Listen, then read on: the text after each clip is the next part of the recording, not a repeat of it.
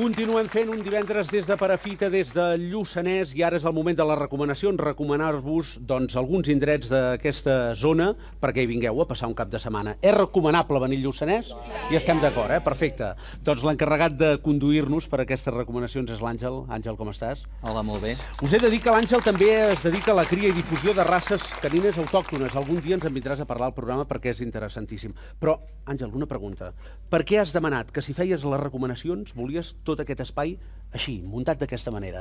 Doncs perquè aquests són uns dels protagonistes de la festa de la Candelera. El cavall, els nans, el carro, la palla, el carro... Grossos, el carro, exacte. A veure, la Candelera, per tant, m'he de situar el 2 de febrer? Exacte. Bueno, el primer cap de setmana de febrer. El primer diumenge seria el dia fort. I per què els vols convidar? Què feu d'especial? Home, doncs és el dia per excel·lència, per mi és la festa major de Perafita. Hi ha un ambientàs molt gran, es compten per centenars les persones que venen, i tots hi ha una miqueta entorn del cavall. Es comença el pavelló, que es fa un esmorzar, i llavors es comença el passant. El passant hi ha cavalls, carruatges... Com un cercavila amb tots els animals, carruatges... Que passa pel centre del poble, baixa per la carretera i puja pel carrer Major. I això, hi ha els cavalls, els carruatges, capgrossos, que aquests els vam fer nosaltres aquí a Perafita, el jovent del poble. Fets per vosaltres. Fets per nosaltres mateixos, sí. I escolta, i això de les corrides? Això de les corrides és com se'n diu aquí de les carreres de cavalls, que es fa aquí baix al camí del cementiri. I això quan he de venir? Saps el dia just ja d'aquest any? És el diumenge. El primer diumenge de febrer, al matí es fa el passant i a la tarda es fan les corrides. Molt bé. La Candelera, a Perafita. Perfecte. Seiem allà davant i fem unes recomanacions més convencionals de les que fem cada setmana a totes les poblacions del país i comencem a passejar-nos, si vols seure, sisplau, Àngel. Comencem a veure per on em portes amb una ermita. Quina ermita? L'ermita del Remei, perquè Perafita, el gran patrimoni material que tenim és la tranquil·litat, és el paisatge, és l'aire pur. Doncs per gaudir-ne d'això us proposem anar fins al Remei, que és una ruteta petita, vull dir, és 1 quilòmetre, en poc més d'una hora es fa, i a més quan comencem ja quedem enfocats cap al Pirineu, amb el Pedraforca i el Cadí com a protagonistes. Llavors cap allà a mig camí quedem enfocats cap a l'oest i sud del Lluçanès, on es pot veure el Santuari de Lourdes, es pot veure Sant Martí del Bars, la Blava, i el Castell de Lluçà, que havia estat un dels ferms candidats a ser recomanats avui, amb l'inconvenient que no és de Perafita, és de Lluçà, però és molt recomanable, val la pena, i tant. Anar allà, aparcar el cotxe baix, pujar caminant, amb entrepans, amb bona companyia i gaudir de la tranquil·litat. És el Castell de Lluçà, es veu tot el Lluçanès. Arribant a l'ermita, es veu també el Montserrat. És que es veu tot. Es veu tot, sí, el paisatge de Perafita és impressionant. Impressionant, és veritat. És que estan aquí en aquesta mateixa plaça on hem estat tota la setmana, surts, fas 100 metres i ja estàs al camp, no? Veient el Pedraforca fins i tot, amb una imatge brutal. Són una de les coses més maques que tenim i que per molts anys duri, la tranquil·litat i aquests paisatges que per desgràcia no són a tot arreu.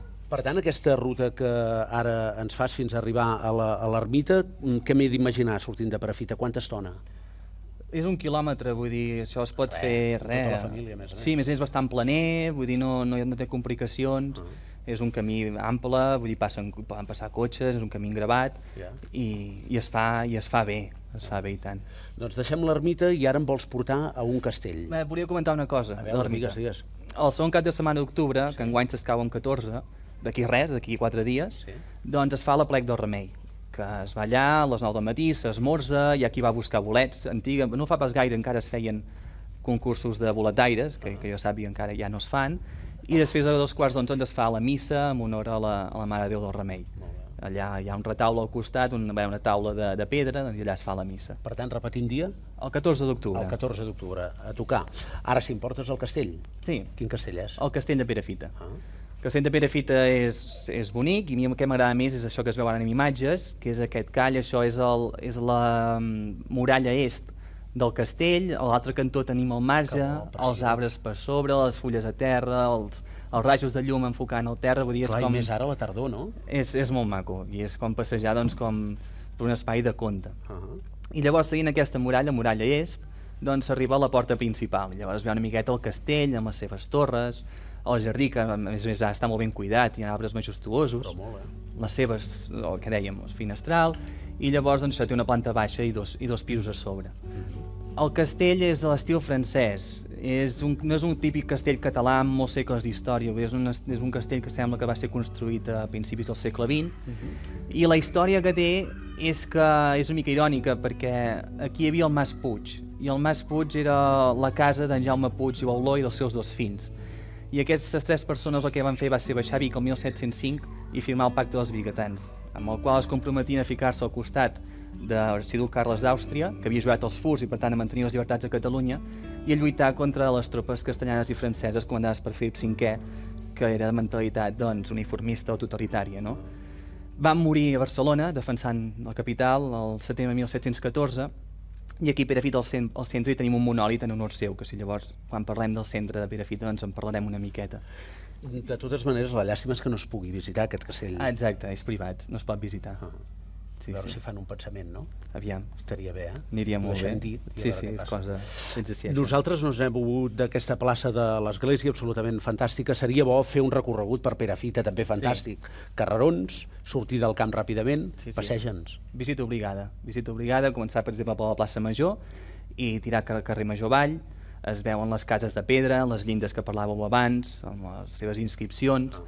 També passem per la plaça Sant Antoni, que és com a segona plaça major del poble, on es fa Sant Joan, celebrem la Castanyada, celebrem també el sopar de festa major que organitza el grup de teatre de la Travinella, i bé, podem continuar avall i arribem una miqueta, aquí veiem l'església, que si vols en parlem després. Sí, ja hi entrarem.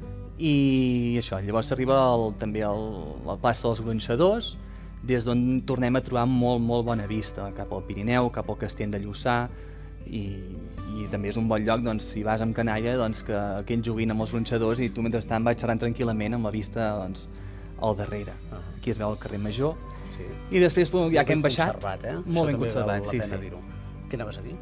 Hem baixat i hem de tornar a pujar. I llavors podem tornar a pujar pel carrer Major, o jo el que recomano és tornar per la carretera. Per la carretera hi ha l'inconvenient que hi ha els cotxes, però podem gaudir de la vista que hi ha. I a més, també hi ha una altra excusa, és per arribar també al monòlit de Jaume Puig, que també m'agradaria explicar que cada 10 o 11 de setembre es fa una ofrena floral. I llavors venen autoritats i gent de diversos punts de la comarca i diuen unes paraules, es canten els segadors i bé, i això és ofrena floral. És semblant al que es fa a Barcelona amb en Rafael de Casanova.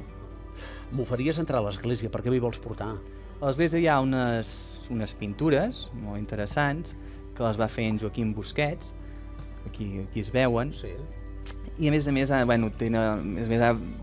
té el valor especial, a més que malauradament en Joaquim Busquets es va morir l'any passat, i aquestes pintures ell les va oferir, no va cobrar res per fer això, res de res, i les va fer amb totes les ganes. Es veu que el bisbat fins a la tercera opció no hi va acceptar, ell va insistir, la primera van dir que no, la segona que no, la tercera va dir, ara sí, perfecte, endavant, i realment són unes pintures fantàstiques, sí.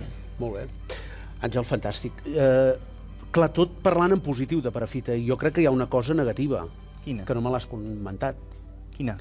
Les coques del forn Franquesa. Per què és negativa? Perquè les coques de xocolata per mi han estat un problema aquests 3 dies que he estat aquí.